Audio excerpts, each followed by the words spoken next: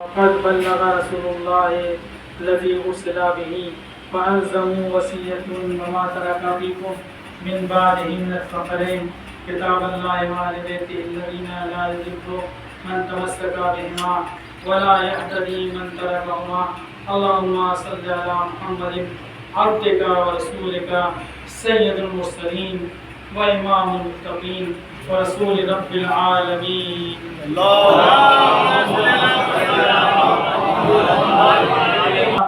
اللهم وصل على فاطمة بنت محمد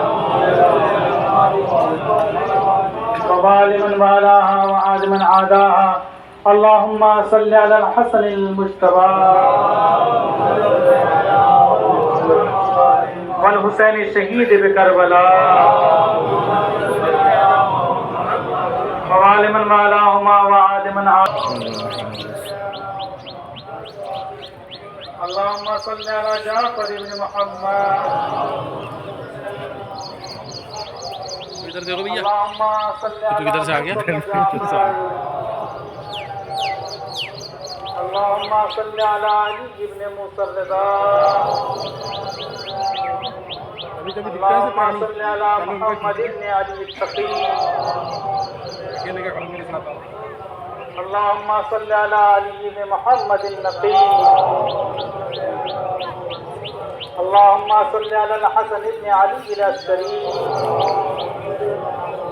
وآل من والاهم وعاد من عاداهم. اللهم صل وسلم على حجة الخلق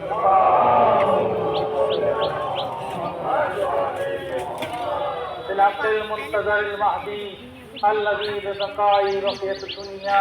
نماز واجب پڑھیں نہ پڑھیں عید کی نماز ضرور پڑھیں. حالانکہ آپ حضرت سب جانتے ہیں کہ عید کی نماز وہ مستحب ہے اور نماز پنجگانہ واجب ہے.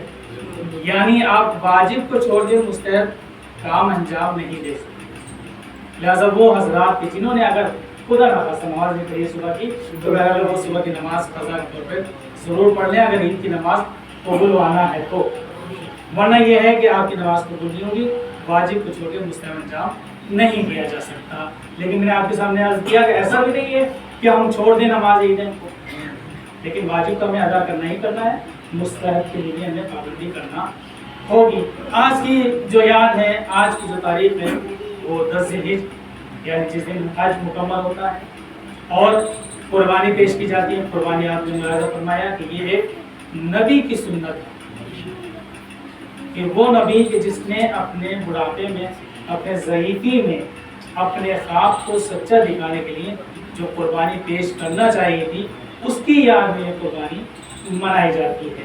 حالانکہ جناب ابراہیم کہاں اتنے بڑے اور عظیم پیغمبر، اتنے بڑے نبی کہ جنہوں نے خواب میں دیکھا کہ میں اپنے بیٹے کو ذبح کر رہا ہوں اور یہی سوچ کے کہ اپنے بیٹے کو مینا کی طرف لے کے گئے اور لے جانے کے بعد چھری چلا دی.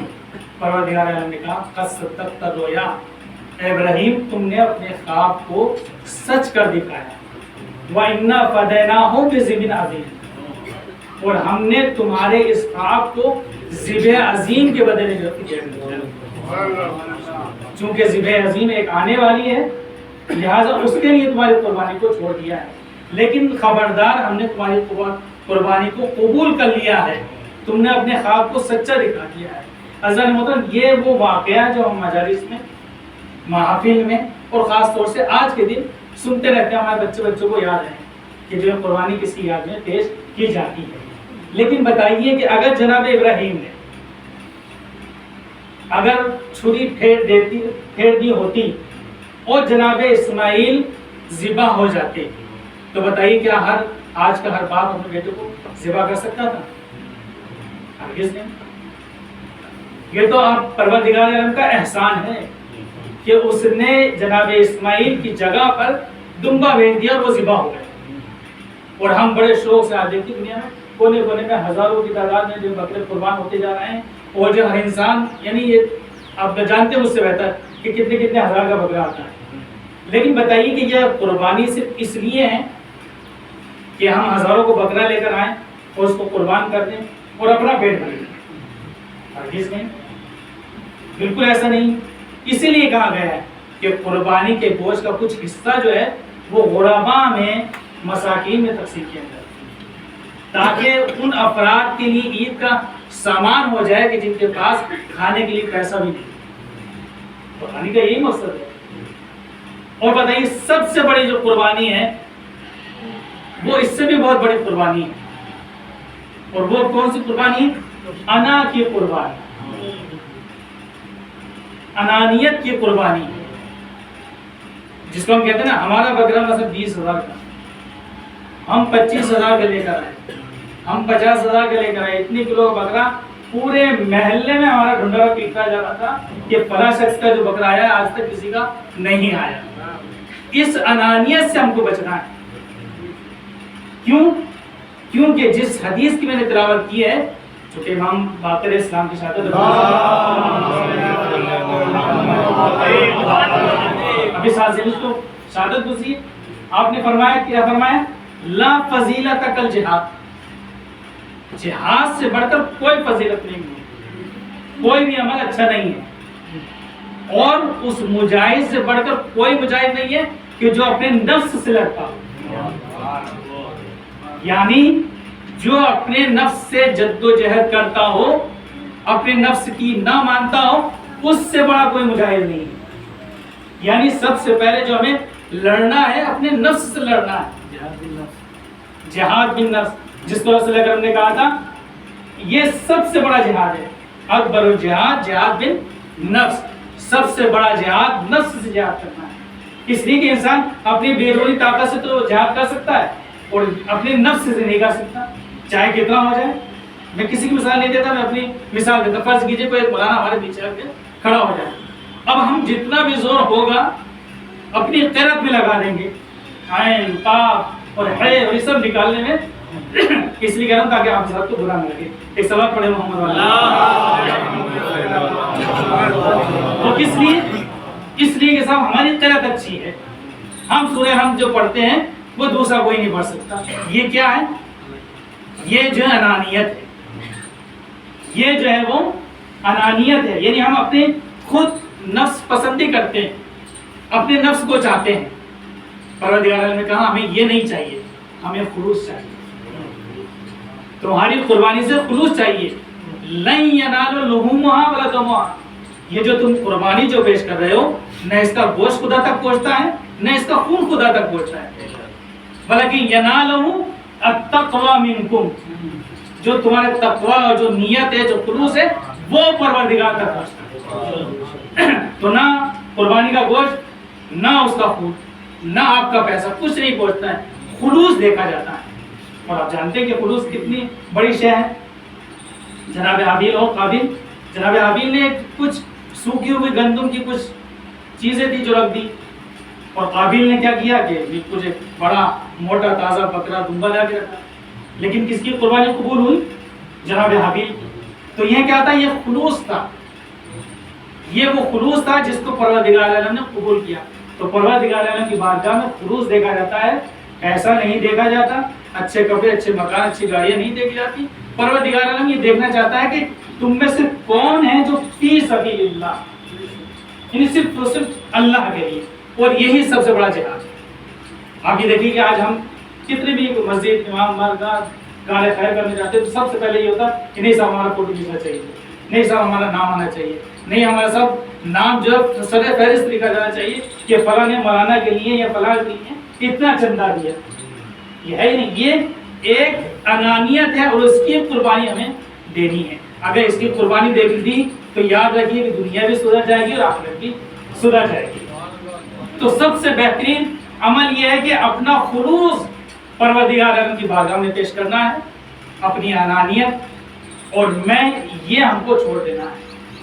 اگر یہ چھوڑ دیا تو دنیا آخرت اہل بیت سب خوش ہو جائیں گے. آپ دیکھیں حضرت محترم میں نے کہا کہ وَالتَّقْوَى مِنْكُمْ, تمہارا گوشت خون کچھ نہیں پہنچتا ہے, صرف تقویٰ پہنچتا ہے. تقویٰ کیا ہے حضرت محترم؟ آج ہم نے تقوی کو, یعنی تقویٰ یہی خلوص ہے جو خلوص کو پیدا کرتا ہے. تقویٰ یہ انسان کی ایک درونی کیفیت ہے جو نظر نہیں آتی ہے لیکن عمل سے نظر آتی ہے. آج ہم یہ دیکھیں تقویٰ متقی اس کو کہتے ہیں کہ نہیں صاحب جو جس کے ہاتھ میں ہمیشہ ایک تسبیح ہو, جو صرف گھر سے مسجد, مسجد سے گھر, اس کو کہتے ہیں متقی. سب ان سے بڑا کوئی متقی نہیں, کوئی دنیا سے لے نہیں. فرض کیجیے, بتائیے کہ اگر ہم شیر کو ایک پنجرے میں بند کر دیں, ایک مثال دینا ہوں, اگر شیر کو پنجرے میں بند کر دیں اور کہتے ہیں ہمارا شیر تو گوشت کھاتا نہیں ہے, تو کون سا کمال ہے؟ تو کمال کی بات ہے. جب آپ نے اس کو قید کر رکھا ہے تو گوشت نہیں کھائے گا. ایک بکری کو آپ قید کر دیا, ہماری بکری تو گھاس نہیں کھاتی, پانی نہیں پیتی, تو یہ آپ نے ظلم کیا اس پہ. تو انسان کا پتہ یا اس کا تقویٰ یا اس کا خلوص لوگوں کے درمیان آ کر جو ہے واضح ہوتا ہے کہ لوگوں کے درمیان رہ کر وہ کتنا متقی ہے یا نہیں. لوگوں کے درمیان کتنا متقی یہ پتہ چلے گا جب اس کی زبان کھلے گی, آیا کسی غیبت کرتا نہیں کرتا ہے, کسی برائی کرتا ہے نہیں کرتا ہے. تو تقویٰ تو وہاں نظر آئے گا ان کو کہ جب انسان کچھ بولے گا. تو تقویٰ اس کا نام نہیں ہے کہ آپ گھر سے مسجد سے گھر, یا آپ کے جو ہے وہ ہمیشہ آپ کے اندر ایک تسبیح اللہ اکبر اللہ نہیں, بلکہ تقویٰ دنیا میں رہ کر دنیا سے بری ہو جانے کا نام تقویٰ ہے. یعنی دنیا میں زندگی گزارنی ہے اور اس کے ساتھ ساتھ ہمیں پروردگار عالم ہم کو یاد رہنا چاہیے. اگر یہ ہے تو پھر یقین جانیے کہ آپ کا ہر عمل, ہر قدم جو ہے وہ ثواب, اس کے طور پر آپ کو ثواب لکھا جائے گا, ہر قدم پہ ثواب لکھا جائے گا. لیکن اگر ایسا نہیں ہے, اگر آپ دنیا والوں کے لیے کرتے ہیں تو اس کا مطلب یہ ہے کہ آپ کے اندر وہ خلوص نہیں ہے جو پروردگار نا چاہتا ہے. آپ دیکھیں معصومین کی زندگی سے بڑھ کر ہمارے لیے کوئی مشغلہ ہو سکتی ہے نہیں ہو سکتی. تو حضرت محترم تمام باتوں کو بہرحال میں چھوڑتے ہوئے صرف آپ کی خدمت میں اتنا عرض کرنا چاہوں گا کہ آج عید کا دن ہے. اس عید کو ویسے منائیے کہ جیسے اسلام کی تعلیمات, چونکہ ہمارے درمیان اور دوسری اقوام کے درمیان ایک نمایاں فرق نظر آنا چاہیے کہ جہاں دوسرے جو تہوار ہوتے ہیں تو ان تہواروں میں یہ ہوتا ہے کہ اللہ ہنگامہ ہوتا ہے اور انسان جتنا اپنے پروردگار عالم سے دور ہوتا چلا جائے اور دنیا میں مست ہو جائے, وہ ان کے یہاں عید ہوا کرتی ہے. لیکن ہماری عید میں کیا ہے, ہماری عید ویسی عید نہیں ہوتی ہے. ہماری عید اس طرح کی عید ہوتی ہے کہ جتنا انسان پروردگار عالم سے نزدیک ہوتا چلا جائے گا اس کے لیے وہ عید کرے. اس لیے ہمارے اور آپ کے پہلے امام مولانا متقیہ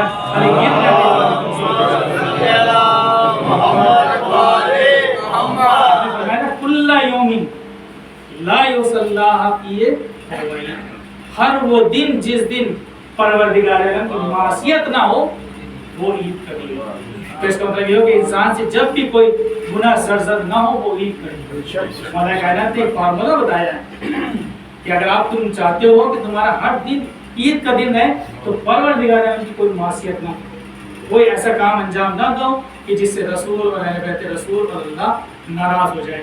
تو اگر اللہ ناراض نہیں ہوتا ہے, رسول ناراض نہیں ہوتے ہیں, اہل بیت ہم سے راضی رہتے ہیں, تو وہ عید کا دن ہوتا ہے. لیکن عزیزان مطلب میں نے آپ کے سامنے عرض کیا کہ ہمارے یہاں جو بھی تہوار ہے اس میں عید کے دن انسان پروردگار عالم سے نزدیک ہوتا چلا جاتا ہے. لیکن عید کسے کہتے ہیں؟ عید وہ ہوتی ہے کہ انسان اپنے اہل ویال کے ساتھ, اپنے فیملی کے ساتھ, اپنے خاندان کے ساتھ مل کر گزارنا چاہتا ہے اور اپنی خوشیوں کو تمام کے ساتھ مل بانٹ کر جو ہے وہ بانٹنا چاہتا ہے تاکہ جو ہے وہ انسان خوشیاں منا سکے اور اپنے گھر والے ساتھ خوش رہے. لیکن بتائیے, یقین جانیے کہ اگر خدا نہ خواستہ, اگر گھر کی کوئی فرد نہ ہو, آپ کے گھر میں بیٹا نہ ہو, بیٹی نہ ہو, والدین کہیں چلے گئے, یا چھوڑیے اگر اس دنیا سے لے جائے تو بتائیے اس کے لیے عید کا دن ہوگا؟ نہیں ہوگا. اگر وہ گھر سے بیٹا دور ہے تو بیٹا اپنے باپ کو یاد کرتا ہے, باپ اپنے بیٹوں کو یاد کرتا ہے. اسی طرح اگر دنیا سے چلا گیا تو جتنی مومنین اس دنیا سے چلے گئے ان کی پروردگار مغفرت فرمائے. لیکن ایک احساس ہے کہ عید اس وقت تک مکمل نہیں ہوتی جب تک کہ پورے فیملی والے, پورے خاندان والے, گھر والے اکٹھا اور ساتھ نہ ہو. تو بتائیے کہ ہماری عید ہے جب فرزند زہرا ہماری آنکھوں سے اوجھل ہو گئے تو کیا ہماری عید ہوگی؟ نہیں. مولا ہماری ہر عید آپ کے بغیر ادھوری ہے, ہماری ہر خوشی آپ کے بغیر ادھوری ہے.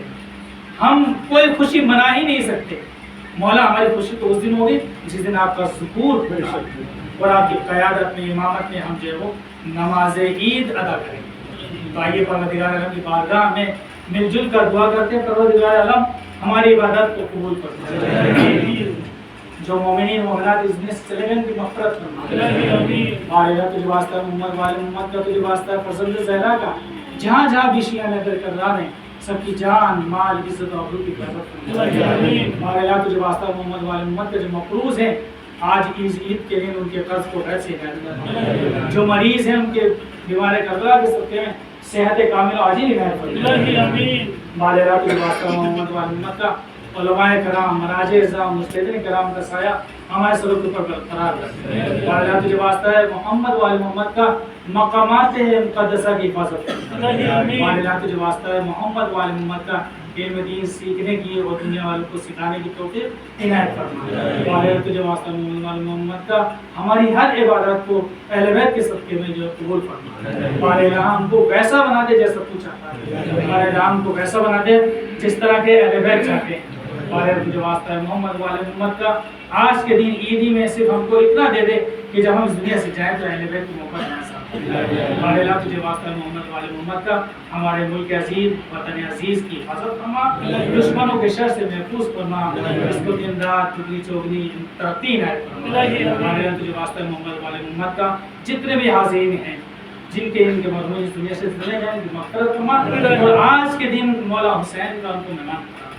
بسم اللہ الرحمن الرحیم، انا اعطیناک الکوثر فصل لربک وانحر ان شانئک هو الابتر۔